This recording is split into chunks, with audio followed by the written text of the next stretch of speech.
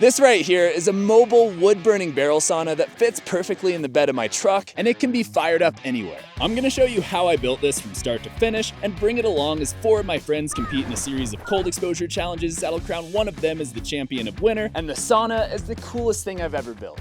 Or, I guess the warmest thing I've ever built. That's kinda how saunas work. This idea started when I built a wooden camper for my truck. It was so useful and easy to take on or off that it got me thinking, what else could I build for my truck? And the obvious next addition to my truck bed is a sauna, a cozy staple of Finnish engineering that has countless health benefits and is my personal favorite place to be on a cold winter day. How cool would it be to have a miniature version of this on my truck that can be pulled right up to a cold plunge at a frozen lake? Or be waiting in the parking lot after a long day on the slopes? Or be your only beacon of hope as you fight against the elements for a cash prize? We'll be getting to that in a bit, but first, we need to build the thing. And since it's too snowy to build in Wyoming this time of year, we're headed to Arizona. This entire state's just one big sauna, so seems like the place to be for this. First, we need to build a base that'll slide into the truck bed, and I'm doing this almost exactly like I did with the camper, but with a few differences. First off, I'm cutting the 1/2-inch plywood to 6.5 foot long instead of 5 foot, because unlike the truck camper, which was made to fit in the bed with the tailgate closed, I want the sauna to extend out onto the tailgate so I can give it a nice little deck and overhang. But just like the original truck camper, I'm still making the same shape and securing everything together with a generous amount of wood glue and screws. Another difference from the truck camper is since I no longer need to lay down in here widthwise, I'm reducing the size of the wings so they end right at the edge of the bed. This will make the arc of the roof begin flush with the truck, which will look really clean, and it'll let me see out the rear view mirrors, which has actually been a huge problem with the truck camper. And just like last time, I'm chopping up some 2x4s into these little triangles and adding them to these corners right here, just to give the wings some extra stability. And one more change I'm making to the base is I'm cutting a bunch of holes in the bottom with the drill. And the reason we're doing this is not just to make things lighter, which it will, but to let the sauna drain into the truck bed, because it's gonna get super humid in here, and all that water needs a way to escape. We'll be covering this with cedar strips later on, so water can flow through the gaps in the cedar and out the holes without it feeling like half the floor is missing. And on that same note of moisture, this entire thing needs to be waterproof, for which I use bed liner. And once the base was sauced up nice and good, I used spar varnish to coat the sides. There's something so relaxing and therapeutic about painting to me. And believe me, I need something therapeutic in my life after my 50-pound pet parrot died this last week. Sad to see him go, but it's also a huge weight off my shoulders. New year, same horrible sense of humor. And with the base all sauced up, I have a strong water-sealed platform to build the rest of the structure on. You can see right here, I put a lot of these holes right over the grooving in the truck bed, so the water will flow into the hole, into the groove, and then down and out the crack right before the tailgate. Roman aqueducts, who? Now it's time to build upwards, and we need to figure out what shape this is gonna be. I thought about making it look just like my truck camper, but that's just repetitive and boring, and I thought about making it a pentagon because I've seen a lot of cool pentagonal saunas, but the problem with this is a sauna is supposed to be right around 160 degrees, and the inside of a pentagon is only 108 degrees. Obviously that wouldn't work. But in the end, I decided it'd look the cleanest if I just kept it round, like a traditional barrel sauna. In order to make this micro barrel sauna happen, we first need to cut 2 identical rounded shapes, one for the front and one for the back. For these front and back pieces, I really want to make everything out of individual planks rather than plywood, and I figured the easiest way to do this is to join a bunch of these 6-inch pine boards together into a single sheet, and then cut out the pieces we need from there. And to join these boards together, we need to unlock a new tool that I've never used on my channel before. A router table. And the first thing I need to use it for is to tongue and groove these 6-inch pine boards so I can combine them into one piece. First, I'm using this 2-bladed bit to carve a tongue into each board, and then I'm using the exact opposite bit to carve the grooves. And when combined, these tongues and grooves will make for a secure attachment between each of our boards. Then I did that a whole lot more times till I had enough boards to make panels for the front and back of our sauna. These turned out really nice. Call that tongue and groovy. Now it's time to glue these together. So I hit the grooves with a line of wood glue, push them in place, and you'd be surprised just how well that'll hold these together into one big piece. And while we wait for this to dry, I need to figure out the exact dimensions we'll be cutting out of it. And to do this, I have a very precise method of calculating how big it should be. Oh. Yeah, that seems about right. 70 inches or so. You should know this by now. We just eyeball and hope for the best on this channel. But now that I know the diameter of the barrel, it actually will take some geometry to figure out the exact dimensions of the cut. So it's a good thing math was my best subject in high school. Unlike that semester of Greek mythology I failed, that class was my Achilles elbow. I traced out the shape of the front and back and then cut it out with a router on a jig. Then I finished off the square base with a jigsaw. Looks like a skeleton. Spooky. I test fit the front piece on the base and it fit even better than expected. Then I did that all again to make an identical piece for the front, and I traced out an opening for the door. I'm tracing out the door with this new pen I got that can write underwater. It can write a whole lot of other words too. I cut out the door itself with a router on this homemade rectangle jig I put together. I also went ahead and threw some braces across these skinny sections just to keep them from breaking. Then I moved it up into place and secured both these down with a generous number of screws. I was kind of worried about this being too small, but I feel like the amount of space in here is perfect. We have just enough room for the heater right here, and then for 2 people to sit on each side. You can even lay down if you curl up a little bit. And then I cut out some windows with a hole saw. I love the windows. Couldn't be happier with how this turned out. Every single time I have no idea how it actually works, but it does. I couldn't have designed it better myself. Wait, now that the front and back are done, it's time to put in our staves, which are the long boards that wrap around the entire circle and make our barrel sauna actually look like a barrel. And for these, I'm using 1x4 white pine, each of which is being cut to 80 inches, which is the total length of the sauna, including the deck. But if I were to put these in place the way they are, they'd go together worse than cereal and orange juice. I was gonna act all disgusted and spit it out in this clip, but that's actually pretty good. So to make the staves fit snugly together while wrapping around the sauna, we're headed back to the router table to cut something called beads and coves. Beading and coving is the same technique that's used to make cedar strip canoes or wood barrel hot tubs, and of course is used in just about every sauna build, including this one. On one side, I'm using this bullnose bit to carve a U-shaped cove in the underside of each board, and on the other side, I'm using a roundover bit to take the corners off, and of course, this one will take 2 passes. These beads and coves fit together perfectly, and they let the boards move to any angle, so this method is exactly what we need to make the staves wrap around the entire sauna with no gaps. And once each stave has been beaded and coved down its entire length, I want to make little notches right where it makes contact with the front and back walls. And to do this, I'm using a dado blade and a table saw to cut 2 notches in each stave. One flush with the back, and one right where the front's supposed to go. So now each of these staves will fit snugly in place and keep the front and back straight in the process. Now all I need to do is make that series of cuts 47 more times. So that'll be fun. One board at a time, I slowly chipped away at the army of staves I need to finish a complete barrel. So I have to make 6 cuts per board, and there's 48 of them. That's 288 total cuts. Bad day to be a 1x4. This really made me realize why most people buy sauna kits with pre-made staves. 288 cuts later, and our staves are finally done. Now it's time to screw these things in place, and this is gonna be the most satisfying sequence of the entire build. But first, I need a quick lunch break. Dude, call me a veterinarian's assistant the way I just put down those dogs. With the staves done, it's time to put them up on the sauna and get this thing enclosed. All I'm doing is snapping these right into place. The grooves we cut align perfectly with the walls. Ooh, the next one fits in place just like a puzzle piece. And then we're fastening these down with some regular old screws. And half the boards were dado cut for that side, but the other half were mirrored for this side. So we'll work our way up both sides, and I'll show you what'll happen when they meet in the middle. They migrated from the driveway to the truck, and everything was really starting to take shape. We're getting so high up there, I gotta use my step ladder. I never knew my real ladder. I never knew. And then to fill in that final gap, I actually cut a custom piece with 2 coved ends, so that'll slide right into place and finish up the barrel. The barrel's done. Holy smokes, did this thing turn out nice or what? If you would have told me this was hand carved by an old man in Finland using nothing but a walrus tusk, I 100% would have believed you. But nope, this sauna has been brought to you by a clueless YouTube man who knows how to watch woodworking tutorials.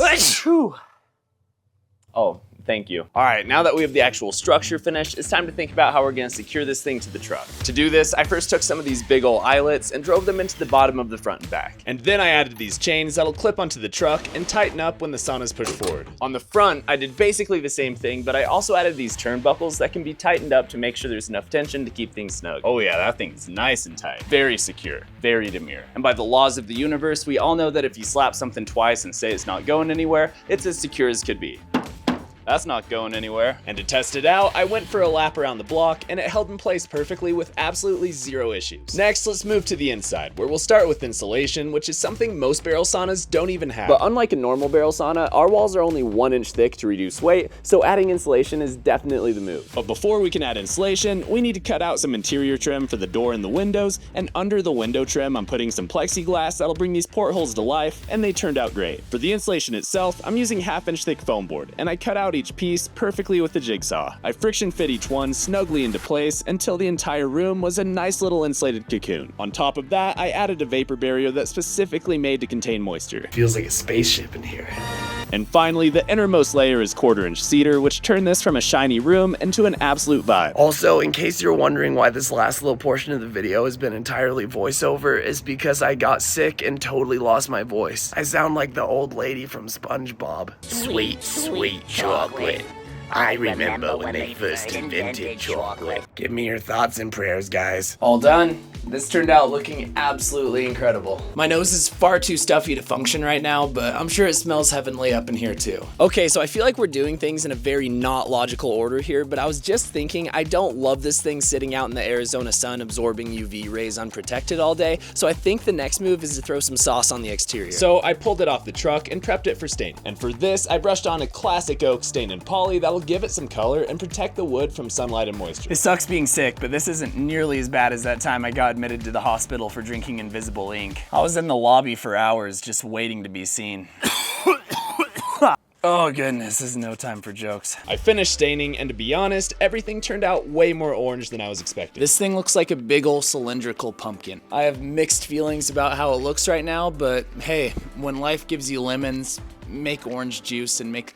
Wait. When life gives you lemons, make orange juice and leave the world wondering... When life gives you lemons, make orange juice and leave the world to wonder how you did it. Got that on the first take. Now it's time to move back inside to put in the floor, and for this I'm using some 1-inch slices of red cedar. And you'll notice I left an empty square in the flooring, and that's because this is where I'm putting a piece of cement board for the heater to sit on later. And I ran the cedar up the sides to make nice little benches. And for the very outer pieces, I'm passing them through the router just like I did with the barrel staves. And this will give them a nice smooth edge that'll give the seats a softer feel. And now that the interior benches are done, let's move on to the exterior. But obviously these ones are gonna be outside and exposed to the elements, so I'm gonna cover them with a finished wood. So I stained them the same color as the barrel and laid them out to dry. And now I'm laying out all the boards on the benches and screwing them into place. Yeah, bro, I bench. I feel like this pumpkin orange color still kind of makes it look like I was commissioned to build a wellness center for the Lorax, but in the absolute best way possible. I feel like the look of all this will really come together after I add the door, which is exactly what we're doing next. So for the door, I really want most of it to be glass. A huge part of what makes this mobile sauna cool is the fact that you can drive right up to any view, so it'd be an absolute shame to not maximize window space. First, I'm making a door frame out of these 1x3 boards on which I'm cutting the corners to 45-degree angles, and this is what'll hold the glass. And then I'm using the table saw to cut a notch in each of these boards that's the same width as the plexiglass, so it slides in perfectly. And I cut this to size by scoring it with a razor and snapping it clean off. It's easier than you'd think. And then before we put this whole door together, I'm staining the frame in a nice dark espresso finish, almost black. I secured them together with trim screws and sealed the edges with a big old bead of silicone. And now to actually secure the door in place, I sauced up and screwed down this little piece of trim right next to the opening, and then I'm just attaching the door directly to that with some hinges. And instead of using a latch to keep the door closed, I'm actually going entirely with magnets because of safety. I'm gonna take every precaution I can to make this thing safe, but at the end of the day, I'm really just building a fancy human oven, and on the off chance anything goes wrong in here, I want people to be able to get out as quickly as possible, and the way to do that is with magnets. Well, that's a working door if I've ever seen one. That turned out nice. And then for the handle, I'm drilling a hole through the plexiglass and adding this nice little two-sided wooden thing for no other reason besides it looks like it belongs in a sauna. Now that the door's in place, our sauna is looking absolutely incredible, but I feel like something's missing on the windows. This whole thing kind of looks like a person with a mustache and no eyebrows, and I feel like the solution to that is to add window trim. So I cut some out with a router and stained them black to match the door and screwed them in place. Thankfully, that should be the very last time I have to use this stupid loud router in this build, which is a great thing because my doctor told me I'm going deaf. That was some hard news to hear. Now our sauna has eyebrows, but like eyebrows that wrap all the way around the eyes, which is horrifying. And one more last little detail I want to add as long as we have the paint out is to make the rest of the base black. This plywood just ain't it. And with that, the front's all done and looking fantastic. Let's move on to the roof. Hopefully I can make this one sturdy. Last time a storm blew off 25% of my roof. Oof.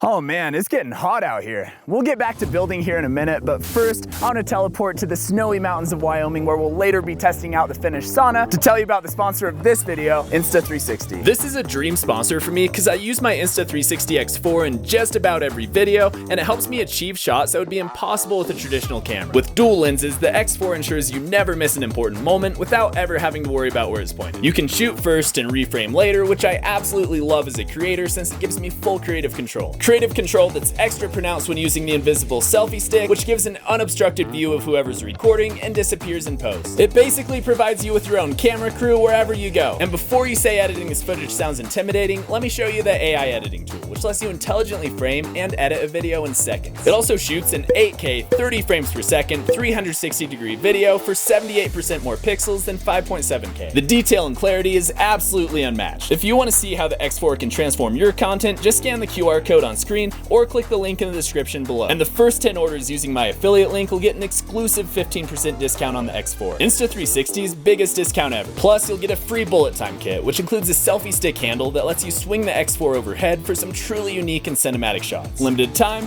limited quantity. Don't miss out. Thanks to Insta360 for sponsoring this video, and now let's get back to the build. For the roof, I used regular old shingles. I taught myself how to do shingles during the world's smallest house video. You gotta put them up in kind of a staggered zigzaggy situation. I know y'all are gonna hate on me for using staples on this, but they're extra heavy duty. It's what I used on the smallest house, and that thing held together perfectly, so I don't wanna hear it. And the great thing about these shingles is they have beads of tar on the underside, which make them stick together when they're left out in the heat for a while, and that should happen pretty fast here in the Arizona sun.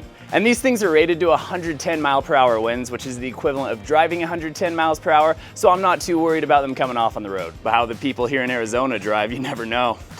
They drive very fast here. Dang, we're almost done with the exterior. That's crazy. As you've probably noticed, we've done absolutely nothing to the backside, which is a shame because this little part right here pops out over the cab of the truck and currently looks very, very bland. So to make it look a whole lot cooler, I got this metal steamboat bucking horse, which is basically the logo of Wyoming. They put this symbol on absolutely everything back home. Everything. Dude, that looks so clean. That's some big yeehaw energy right there. Yeehaw! They were riding by and said they watched my videos, so. We do. That's so cool. And while we're on the subject, you should subscribe because we're trying to pass Wyoming's population in subscribers on this channel, and we're so close. I just think that'd be hilarious for my YouTube channel to have a higher population than my state. Love y'all. And just like that, we're done with the outside. Gotta be real, at first I absolutely hated how orange this stain turned out, but it actually contrasts with the black really nicely. And hey, look at my thumbnails. That's basically my signature color at this point. I love this shade of orange almost as much as President Che loves that shade of blue. Nature is beautiful. And with that being said, let's go inside. Now there's a few more things we need to add to the interior, starting with the vents. A huge part of what makes a sauna function is its ventilation, and it needs a spot down low for cool, oxygen-rich air to enter the stove, and it needs a spot up high for hot, oxygen-depleted air to flow out. I'm putting one right here next to where the stove will be, and another up at the top that'll pop out right next to our bucking horse. So now the air can flow in through this vent, burn up in the heater, and flow out through there. It's like I made a breathing organism. The next thing that needs to go inside are the lights, which is something I'm actually super excited about, but first we need to do the wiring. And by we need to do the wiring, I mean I need to do the wiring. Y'all aren't helping one bit. You might remember in my truck camper video, I ran cables all the way under the truck into its battery, and we'll be able to use those exact same cables to power the lights. I got the same connector and epoxied it into a waterproof project box that I mounted on the bottom of the bench. See these wires coming down right here? I actually already ran the wiring for the lights before I put the interior walls on, but I didn't film it because it would have been confusing at the time, and also I was very sick. Just know that I wired everything in parallel to a dimmer on the front, and there's wires for the lights under each of the seats and the top. Now to add the lights, and for those I'm using these LED strip lights that are made to withstand high temperatures, and I'm mounting 3 total. One under the lip of each seat, and one in this little makeshift sauna chandelier I put together. Alright, moment of truth. I hooked it up to a car battery. Let's see if I wired this thing correctly. In 3, 2, 1. Gotcha. Alright, let's do it for real. In 3, 2, 1. Oh, that's nice. Oh, I love this so much. I feel like this is the perfect ambient lighting. I wanted to make sure the lights are recessed, and I also didn't want too many of them. It'd be so easy to overdo the lighting in a sauna. This should also help reduce weight, because this sauna just got light.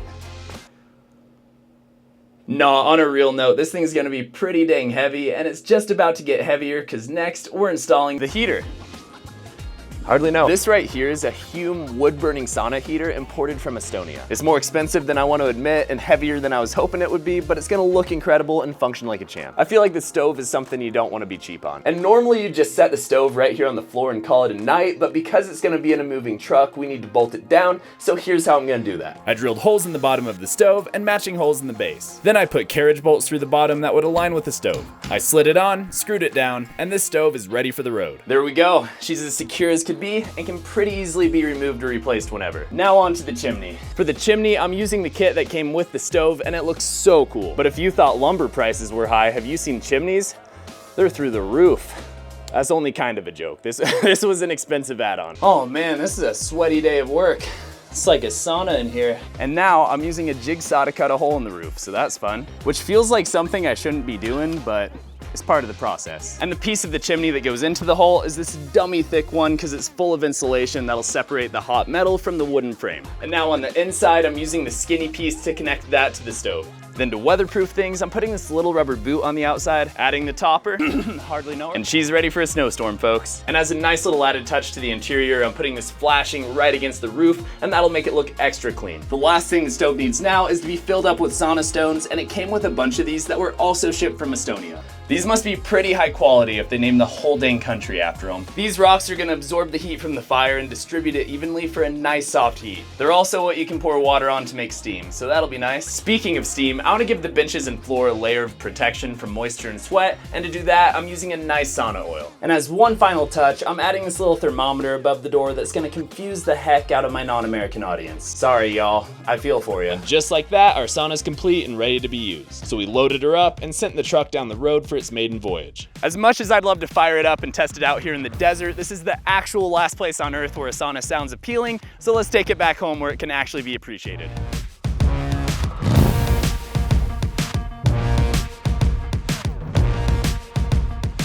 Merry Christmas, y'all.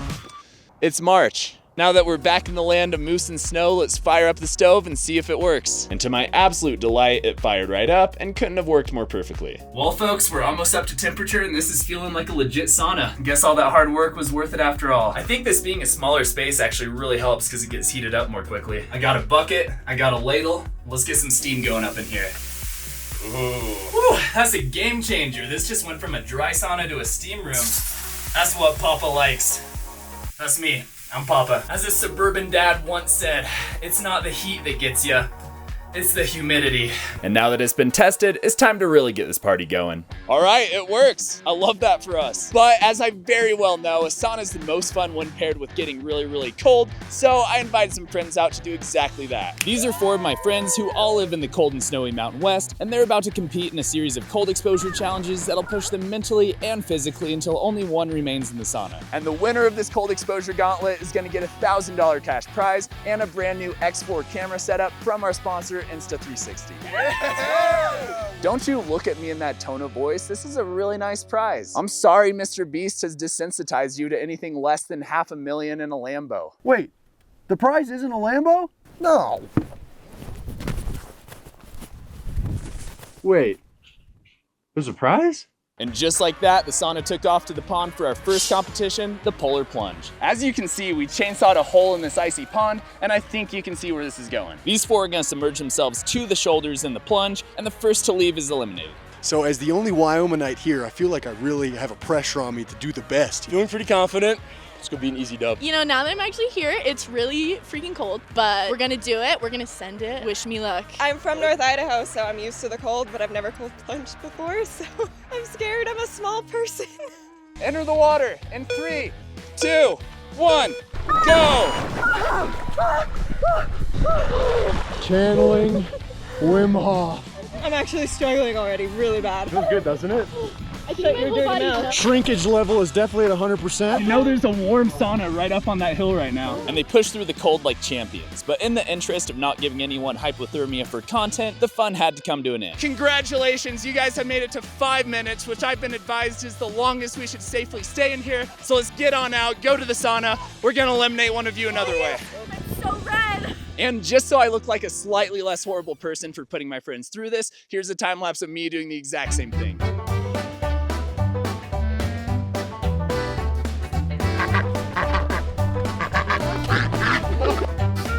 All right, so clearly all 4 of these lunatics are absolute dogs in the cold plunge, but we still need to eliminate someone, so everyone grab a whiteboard. I'm gonna ask y'all a question about the sauna, and the furthest guess from the correct answer is eliminated. And the question is, I went to a weigh station with and without the sauna on my truck.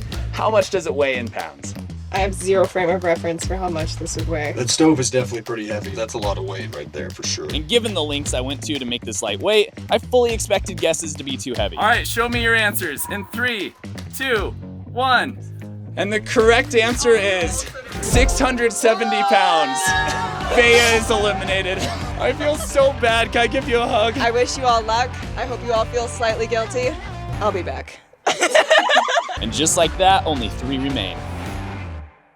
Next, we headed to a snowy parking lot where everyone was wearing nothing more than shorts and a t-shirt. Except for Nevaeh, who's been promoted to camera girl. I'm not running a very big operation here. Holy guacamole. You three are gonna have 30 minutes to build the tallest snow tower possible using the tools in front of you. I don't care what kind of tower y'all build, be creative, and the shortest one at the end of 30 minutes is eliminated. The sauna's gonna be running the entire time, and you guys can use it as much as you'd like. So this is really a test of how well you can withstand your desire for warmth and push through the cold. 30 minutes on the clock. Begin your builds in 3, 2, 1. So I'm kind of thinking that if I use a little bit of the ice, it'll be a little stronger, and then I can build it really tall on top of that. I'm just gonna take this 5-gallon bucket right here. I'm just gonna fill these up, stack them as high as I can, baby. So I'm gonna start with building tiers. Going for like 15 feet. I'm hoping this isn't too heavy for me to dump out.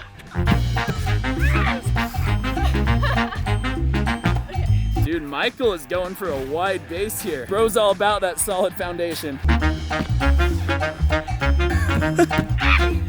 Who's gonna carry the ice and the blocks? Me! They don't know you, son! They don't know me, son! Jana, how can you still not get it? Try again.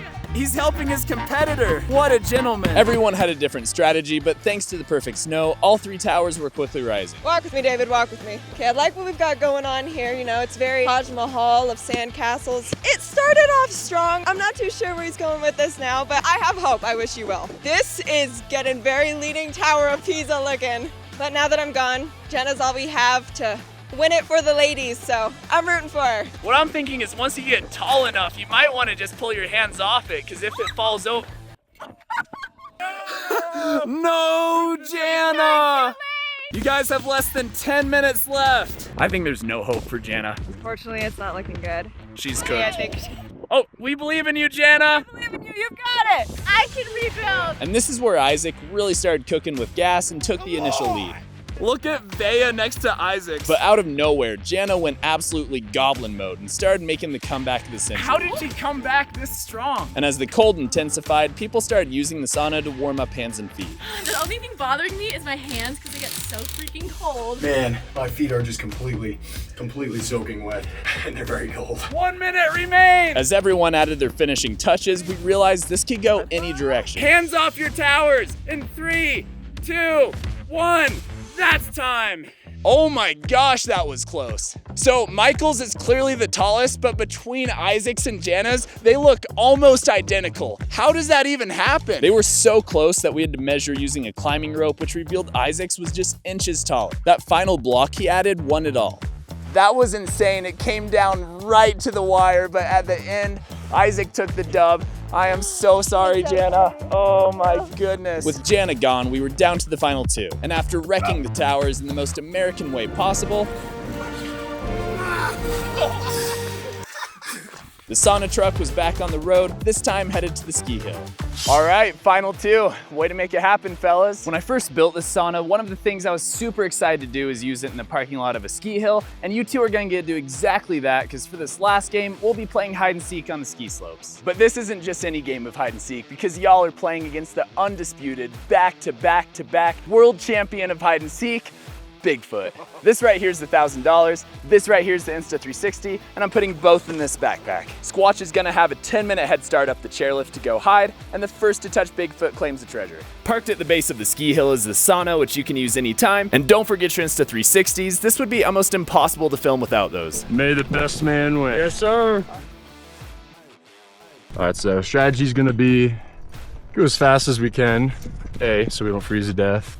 B, make up as much ground as possible. Feeling good, feeling confident. So, I'm a Florida boy, y'all. I haven't downhill skied in 7 years. Oh gosh, we're moving. Really, I'm just hoping I make it down the hill without tearing an ACL. The only advantage I have is my eyesight. I'm a wildlife photographer, so I can see a mile away. We're gonna try to make it happen. I gave Bigfoot full freedom to hide wherever, and she chose a spot in the trees near the edge of the mountain. Surprise, it's me. I feel like a Scooby-Doo bad guy right now, you guys. I did hide right on the side of the trail because otherwise I just think it'd be almost impossible for them to find me, but hopefully it'll be easy enough. I kind of have a feeling that Michael's gonna win just because he's a little bit better of a skier. At this point, I'm honestly just hoping Isaac will make it down okay. This is the kid hill? Bro, what the heck? This is no kid hill, dude! Right here, Sasquatch hunting. Yeah. Bro, I'm going 100 miles an hour, dude. What do you mean? Oh, dude, this was all a prank to get me to die. What the hell? Sasquatch, where are you? What kind of noise is a Sasquatch make? Holy! Dear Lord, help me. Dear Lord, help me. And then the unthinkable happened, because Michael skied right past Bigfoot without even knowing it.